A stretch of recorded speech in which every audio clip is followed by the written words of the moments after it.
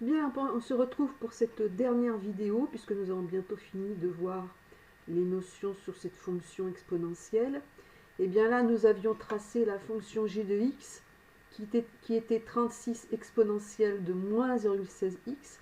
Donc la différence par rapport à la fonction f, qui était, je vous rappelle, une fonction strictement croissante, eh bien, c'est ce nombre devant le x qui est négatif. On a mis un signe moins devant et vous avez observé qu'en traçant la fonction à la calculatrice, eh bien que la variation était inverse de celle de la fonction f, c'est-à-dire qu'on a changé, on est passé à une fonction qui est strictement décroissante. Eh bien, ça de façon générale, ce sera toujours vrai, c'est-à-dire que quand vous avez une exponentielle, si devant la variable x, ici qui est un exposant, vous avez un nombre positif, eh bien la variation de votre fonction sera celle de la fonction exponentielle, donc ce sera une fonction qui sera croissante, alors que lorsque si on met un signe moins devant la variable x ici en exposant, eh bien on va avoir une fonction qui sera strictement décroissante.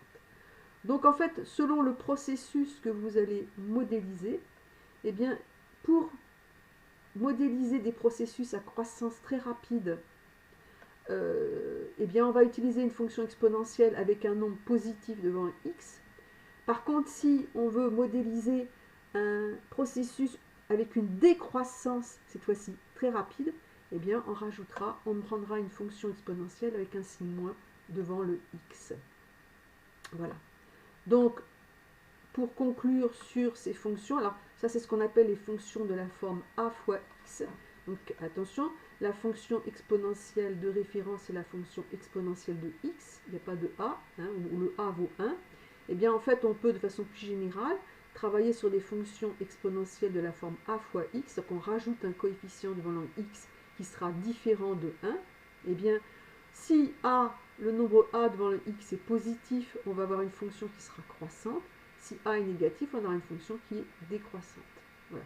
Et ici, j'ai reproduit la courbe qu'on a obtenue sur la calculatrice. Moi, je vous l'ai retranscrite. C'est une courbe que j'ai obtenue sur GeoGebra.